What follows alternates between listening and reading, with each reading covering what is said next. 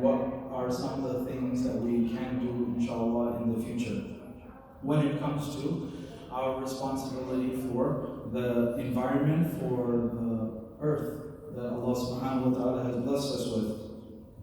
So we start off with a verse of Surah Al-An'am. It is the last verse of Surah Al-An'am, verse 165. Allah subhanahu wa ta'ala says, وَهُوَ الَّذِي جَعَلَكُمْ خَلَائِفَ الْأَرْضِ وَرَفَعَ بَعْضَكُمْ فَوْقَ بَعْضٍ دَرَجَاتٍ لِيَبْلُوَكُمْ فِيمَا آتَاكُمْ إِنَّ رَبَّكَ سَرِيعُ الْعِقَابِ وَإِنَّهُ لَغَفُورٌ رَحِيمٌ. And it is He who made you successors upon the earth, and has raised some of you above others in degrees of rank, that He may try you through what He has given you. Indeed, your Lord is swift in penalty, in other words, in reckoning, but Allah is indeed forgiving and merciful. So, we'll go through each of the ayah. Allah subhanahu wa ta'ala reminds us that one of the reasons He has placed us on this earth is as successors. And this is something that is mentioned also in Surah Baqarah, when Allah subhanahu wa ta'ala tells the angels, وَإِذْ قَالَ رَبُّكَ لِلْمَلَائِكَةِ إِنِّي جَاعِلٌ فِي الْأَرْضِ خَلِيفَةً, that I will place a successor, a vicegerent, a representative on earth, right? The job of the representative is to uphold the interests of whoever they are representing, right? You're not supposed to go against whoever you are supposed to be representing. Allah subhanahu wa ta'ala placed not only human beings, but specifically the believers, right? The people who believe in Allah subhanahu wa ta'ala, the people who believe in the Prophet sallallahu alaihi wasallam's message. Allah subhanahu wa ta'ala has placed us as representatives of Himself and His Prophet. The message that we received, we are essentially responsible not only to practice it ourselves, but to preach it and to remind others of it, right? So when we talk about representation of Allah subhanahu wa ta'ala, it doesn't begin by becoming an environmental activist first and foremost. That's something later, right? A person can proactively, do activism for the environment, but that is not our primary call. The primary call of every single believer on this earth is to follow the words of the Prophet ﷺ and to believe in the message of Allah subhanahu wa ta'ala, right? So, قُوا أَنفُسَكُمْ وَأَهْلِيكُمْ نَارًا, right? We are supposed to save ourselves first and foremost, and then the people closest to us from the fire, right? That is our primary goal in this world. It is not achieving social justice. It is not achieving this utopia that we have in our minds in this world. It is not about reversing every climate disaster, right? It is not about righting every injustice or even trying to right every injustice and spending our entire life in it. But rather, first and foremost, every single believer's goal is to please Allah subhanahu wa ta'ala and to prepare for the hereafter. At minimum, that's your primary responsibility. And then when you have taken care of yourself, you take care of the people around you, right? And this is something that they remind every single person in the airplane when they're showing the safety video. When the oxygen masks drop, help yourself first before you help somebody else. Because if you're running out of oxygen, you can't help somebody else. So you should help yourself first before you help somebody else. And then once the person is solidified in their deen, yes, then they can start branching out and be the representatives of Allah and the Prophet ﷺ in every aspect of life, right? Whether it comes to business, finances, ethics, morals, a better way of living, including how to treat the environment, right? So when we think about this notion of Allah subhanahu wa ta'ala making us successors of this earth, it first and foremost means worshiping Allah and then showing others that you should also worship Allah. And then everything else falls into place. And then Allah reminds us of the burden of responsibility, that some of you have been raised in rank over the others, right? And this is why the Prophet ﷺ teaches us not to actively seek responsibility or leadership, because it is a burden. It is not just the title that you receive, but with that title comes every single responsibility and every right that others have upon you, right? So when you falter and when you fall short, you are not only answerable to the people, but you are also now answerable to Allah. And every believer is automatically put in charge by Allah subhanahu wa ta'ala. And some above others. And every single person will be asked about whatever was given to them. Whether it's in terms of our resources, our physical resources, or just the talents and whatever else Allah subhanahu wa ta'ala has blessed us with. Everything that Allah has given us, if it is something that can be utilized in fulfilling the role of a successor, then Allah subhanahu wa ta'ala will ask you about it. What did you do with it? Right? Inna rabbaka sari'ul iqab. Allah subhanahu wa ta'ala is swift in penalty, but He is forgiving and merciful. In Surah Bani Israel, there is a famous verse where Allah subhanahu wa ta'ala talks about wastage, right? And when we talk about wastefulness, it is not specifically about food, but it could be applied to any blessing of Allah. If a person has been given life and they waste their life, that is also wasting a blessing of Allah, because you have wasted a very, very valuable commodity that Allah has given you. If Allah has given you money and you waste it, right? You waste it, then Allah will ask you about it. That is also wastage of a sort. So when we think about wastage, it shouldn't only be confined to food, right? But almost anything that is misused or abused is a type of waste. So Allah says, إِنَّ الْمُبَذِّرِينَ كَانُوا إِخْوَانَ الشَّيَاطِينِ وَكَانَ الشَّيْطَانُ لِرَبِّهِ كَفُورًا. That indeed, the wasteful are brothers of shaitan, right? كَانُوا إِخْوَانَ الشَّيَاطِينَ. The people who waste are the brothers of shaitan. Of course, not in terms of belief or action, but they have the same nature. What did shaitan waste? Shaitan wasted the opportunity to follow Allah subhanahu wa ta'ala's command, right? Shaitan wasted the opportunity to follow Allah subhanahu wa ta'ala's command, and he did not follow through. So when a person is likened to shaitan, it is essentially something in your action that is making you part of that cohort. And Allah says, وَكَانَ الشَّيْطَانُ لِرَبِّهِ كَفُورًا. Shaitan was ungrateful to his Lord. Shaitan was ungrateful to his Lord. Now, this is where the ayah is interesting, because Allah didn't say that the people who waste are the brothers of shaitan, and shaitan used to waste, or shaitan wastes. That's not how the connection goes. Rather, Allah says the people who waste are the brothers of shaitan, and shaitan was ungrateful. Which means what? When a person is wasting, they are ungrateful. When you are ungrateful, you will be like shaitan. Right? So we have to remember that of all the things,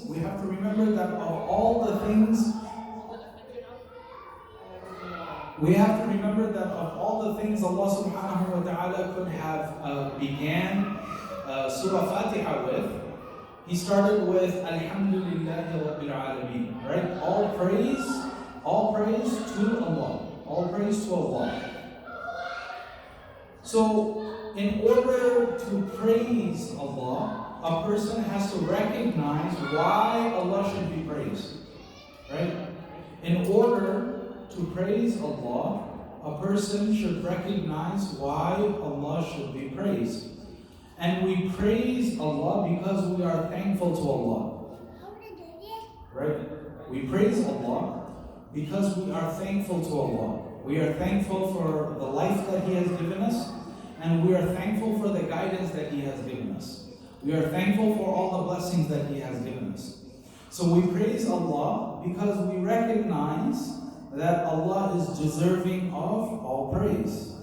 And because of what He has given us, we are thankful. And because we are thankful, the ultimate way you can demonstrate your thanks is by believing in Allah. So there's a very strong relationship between shukr and iman. Between being thankful to Allah and believing in Allah. Because one can potentially lead to the other.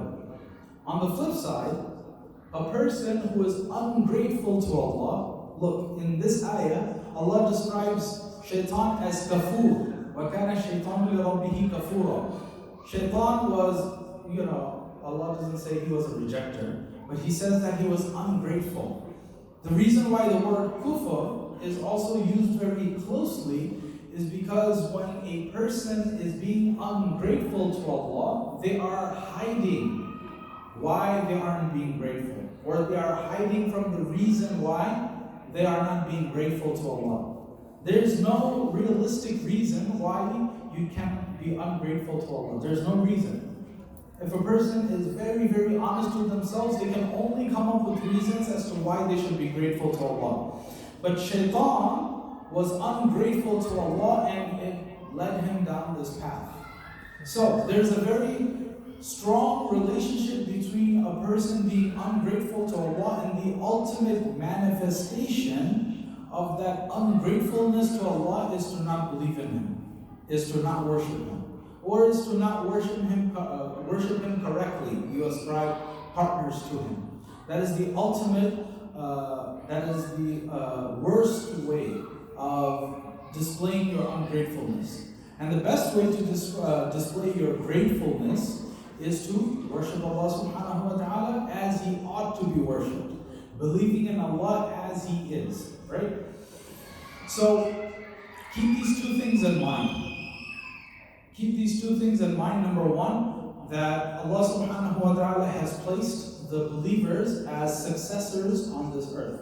And when we talk about being successors, we specifically do not only mean the physical things of this earth, but it starts with the spiritual.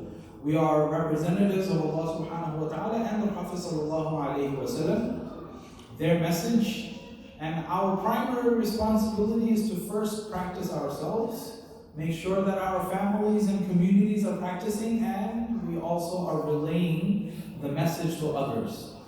And then the expression of that message comes in also taking care of the place that we live in, the environment that we live in, taking care of the animals around us, etc. All of that is a manifestation of our deen, but it doesn't start from that, right? It is a byproduct. The ultimate pillar of our deen is tawheed. The ultimate pillar of our deen is making sure that we worship Allah in the best of ways, and everything is something that comes out of it.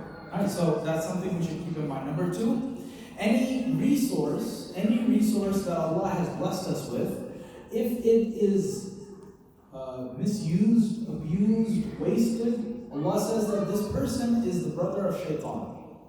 Why? Because your actions are very similar to Shaitan. And Shaitan was very ungrateful. And you wasting is a way of showing Allah how ungrateful you are. When a person values something, they don't waste it. Right? Think about a very hungry person. You can give them any food, even if it's half eaten. They will still eat it properly. Why? Because they value that food. But Allah has drowned us in blessings. وَإِن تَعُدُّوا نِعْمَةَ اللَّهِ لَا تُحْصُوهَا. Right? That Allah has given us so much blessings, and even a person who has the least amount of blessings on this earth, they still cannot count the amount of blessings Allah has given them. So think of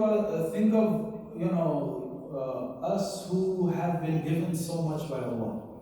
Right? So any time we are wasting anything that Allah has given us, we are imitating the actions of Shaitan. Because we are displaying a level of ungratefulness for the blessings of Allah. There's one particular hadith of the Prophet ﷺ, and this is narrated in Ibn Majah. when the Prophet ﷺ once saw a particular companion making wudu, and he was using more water than necessary. The Prophet ﷺ said, "What is this extravagance?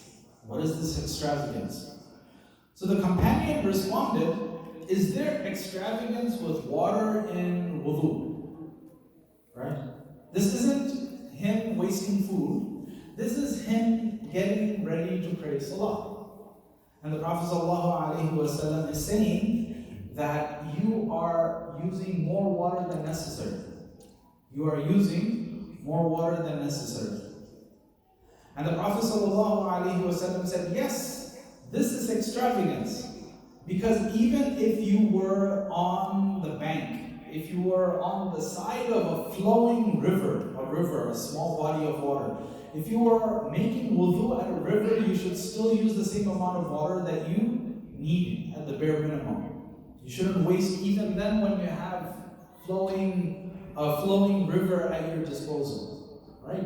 And if you think about it, a lot of modern amenities, technology has made us extremely unaware of how much we actually utilize. Right? We all have showers. Even if you take 5 minutes in the shower, the amount of water that you are using is definitely more than one bucket. Right? But try to take a shower with just half a bucket of water. I guarantee you will finish your shower properly, still, without flowing water. How much water do we use when we make wudu? We don't realize how much water is just flowing out. But if I ask you to make wudu with just a bottle of water, I guarantee you will be able to make wudu with this. Absolutely possible. Right? But we have been drowned in so much blessings that we don't realize how much actually just goes to waste. So the Prophet ﷺ, through this hadith, we understand that even in good things, a person shouldn't be extravagant. You shouldn't be wasteful. You shouldn't use more than necessary. You shouldn't use more than necessary. Even if a person is capable of doing so, if it is going to be wasteful, they shouldn't do so. So what I want to do is give some I would say beginner talking points that I want everybody to sort of think over, and it's based on the two ayahs and the one hadith that we just went through. And then specifically I wanted to show how it actually relates to the immediate physical, natural environment around us. Again, I said at the beginning that this isn't supposed to be a talk where we discuss climate change or melting polar ice caps or the rising ocean levels or anything like that, or the hole in the ozone layer. But it's to remind ourselves of how we as believers are supposed to be reacting to these things. So, based on the first ayah, Allah subhanahu wa ta'ala placing every single believer and giving them a responsibility of a successor in some way, shape or form. Allah subhanahu wa ta'ala has given us a stewardship, right? That you are responsible for this. And I said primarily it is to make sure that people know about Allah and they know about the Prophet sallallahu alaihi wasallam and the deen, because that is the ultimate goal, ideal ultimate goal for every single human being on this earth. But once you go beyond the spiritual requirement, once you go beyond the spiritual need of the human being, you come across the natural world. And Allah subhanahu wa ta'ala has created the natural world, which includes the plants, which includes the animals, which includes the physical world that we see around us, essentially for us, at our disposal. Right? Allah created it not only for our use, but also to function as signs, as Allah says in the Quran over and over, right? Look at the plants and you will see Allah, right? Look at the animals, you will see Allah. In other words, in the beauty and majesty majesty of all of this creation, you will see the Creator. Right? So they're not supposed to be there, for no reason. They're there for a particular reason. They are, again, demonstrations of the creation of Allah. They are demonstrations of the power of Allah. So, beyond that, they also give us utility, right? The mountains have a physical utility on the earth, right? The mountains act as pegs, so they have a function in the landscape. The oceans, the rivers, the seas, every body of water has a function for human beings. Every animal, the entire animal kingdom, even the predators and the creatures that are extremely venomous and poisonous, even they have functions, right? Because they keep the other animals in check. The whole planet is not overrun, right? It's a system of Allah. And then when it comes to the plants, when it comes to the life cycle of the plants and their growth and their deaths, everything is the system that Allah subhanahu wa ta'ala has put around us. Why? So that we can not only marvel at the creation of Allah and admire the beauty of Allah's creation, but also take benefit from it. Which means, when you are taking benefit from the creation of Allah and you are utilizing the creation of Allah, then it is a blessing. And a blessing should not be wasted. Right? So if you think along those terms, the reason why we should care about the environment is simply because it is a blessing of Allah. Right? We might not be able to do everything in our power. And I'll talk about that a little. How we can sort of balance between our approach when it comes to environmental activism. Right? So Allah subhanahu wa ta'ala has placed the natural world around us for a particular reason. Even if you look at it in terms of pure utility, it is a blessing of Allah that shouldn't be wasted. Right? So when we talk about stewardship, it is not only the spiritual, but also what we see around us. Can we take care of everything? No, we can't. Will everybody listen to us? No, they won't. Right? But the purpose of being a steward is you show an alternative. You show a better path. Right? Which is what we are supposed to function within society. If society is going in one direction, the Muslims ideally are not supposed to be following the crowd, especially if it's going the wrong way.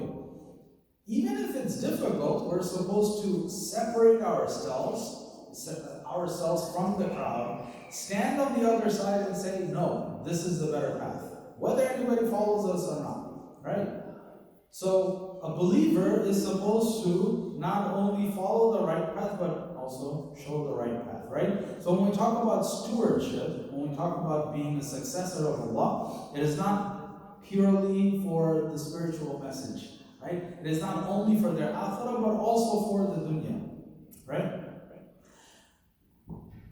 Thinking along those lines, when we talk about huququllah and huquq al-ibad, when we talk about the rights of Allah and the rights of creation, the word ibad, usually we assume it automatically to mean other human beings, right? So the rights of Allah are, praying 5 times a day to Allah. Every single worship that we do is specifically for Allah. All of those things are huququllah. Those are the rights of Allah. The rights of other human beings, we make sure that we don't, talk bad about them, that we don't make riba about them, that we don't cheat them out of a business deal, that we don't steal from them, that we don't harm them physically, verbally, in any way, shape, or form. Those are the rights of other human beings, right? But the rights of the planet is included within that, right? The rights of the animal kingdom is also included within that. The rights of plants even is included within that. When we say Alhamdulillahi Rabbil Alameen, the worlds, Lord of the worlds, what do we specifically mean? A lot of Mufassirin say that because every creation is almost like its own world. It's like its own realm, right? The animal kingdom is a vast kingdom, right? Starting from the smallest to the largest creature. Right? Whether it's in the air, whether it's on land or in the sea. It's a vast world. It's literally a world. When we talk about the planet, That's one realm also. And there is so much that we still don't know about the ocean, for example, right? Or about space. That's literally a world. When it comes to the plants, when it comes to plant life, there's so much Allah subhanahu wa ta'ala has created, from the microscopic to what we can see with our eyes, right? From the smallest to the biggest. It's literally a world. So all of this creation of Allah, if it is supposed to be in the service of the best of creation, which is, again, ahsani taqweem, right? We believe human beings to be the best of creation, not only because of the fact that we could, walk upright and we could talk and we can philosophize and things like that, but because we can believe in Allah and worship Allah. Because we can believe in Allah. So, when we talk about the rights of the creation, it is not only other human beings, right? We have to broaden our concept of what it means to, fulfill the rights of the creation. It is not specifically just other human beings, but everything literally that Allah subhanahu wa ta'ala has created. Now we come to specifically the environment, right? So that's sort of like a bird's eye view, how we are supposed to think of everything and how almost everything is connected. Come down to the environmental issues around us. Again, it comes down to, in a way, it's greed, if you think about it. We can make a very good, strong argument for the Industrial Revolution, for the automation, just every technological advancement that we have made is, if you think about it, part driven by the amount of money that you can make out of it. Any product that is pushed today is not purely utilitarian. It's also based on how much money you can make out of it, right? So even if you say that every single technological advancement, it was purely beneficial, we also have to realize that it means, or it meant, using so much of the natural resources that Allah has given us, right? So, yes, you can argue against the science, you can argue against whatever it is, right? But there is a lot to say when you really see so much drastic change in the natural world. And a lot of times it is simply because of our direct impact on it, right? When it comes to deforestation, chopping down whatever trees that we can get just so we can build a shopping mall. What's the reason? We have a lot of shopping malls, right? But it happens, right? When it comes to polluting the oceans, when it comes to all the landfills that are just filled with trash. Why do we have so much trash? Where does it come from? It's because of all the things that we buy, right? So essentially, it comes down to how we have consumed as a species, right? Our consumerism is just growing at a rapid pace. Today, a company no longer needs to sell expensive things. They need to manufacture things very cheap and sell it at a small markup, but they make a profit by selling a huge quantity, right? How else would you explain department stores or flagship stores having new clothing almost every 2 or 3 weeks, new designs? And they're all cheap. But how do they make any money? It's because of the amount they sell. So think of that, that's just clothing. But think about all the things that we buy for any part of our life. Even if you use it for a very long time, which most of us don't, which we really don't. Because today, things are designed to last a short time. Because if they last a long time, how will the companies make any money? Right? If there isn't anything that starts slowing your phone down, how is the company going to make any money? Nothing is built to last today, right? There's a new function, which could have been added probably 3 years ago, but they'll save it so that you can come back for just that one thing, right?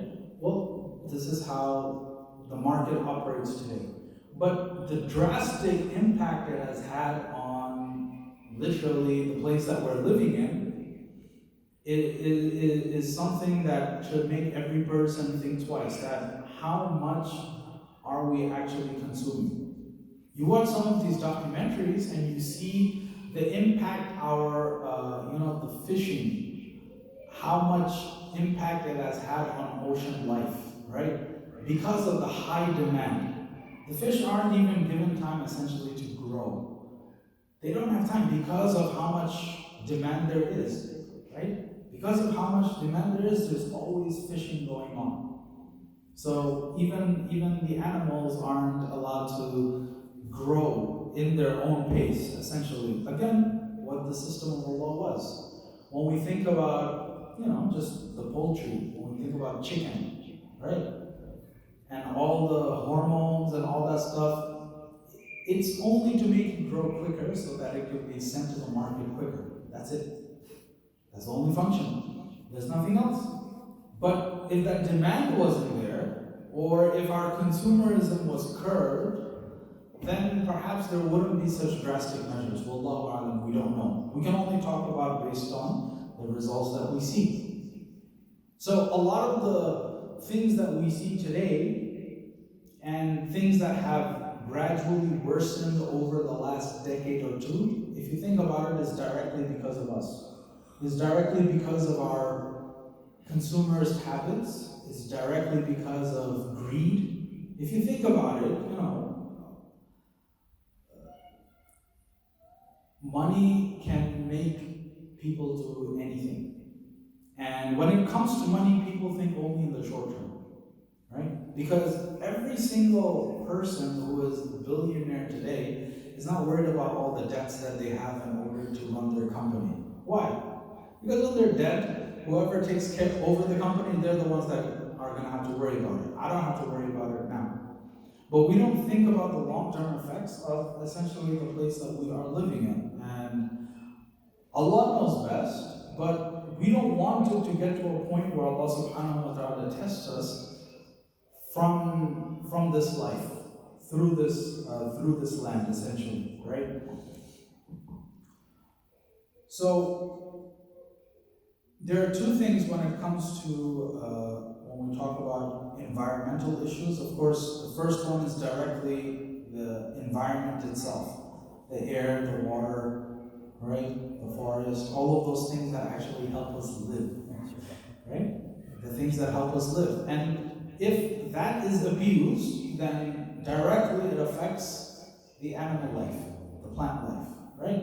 So you are not only abusing the place that you are living in, but you are also abusing the other creations of Allah, right? So again, these are the rights of the creation of Allah that we are abusing. And any right that a person abuses in this world, they will be answerable for it in the hereafter. So, we are only worried about, and rightfully so, first of all, the rights of Allah, right?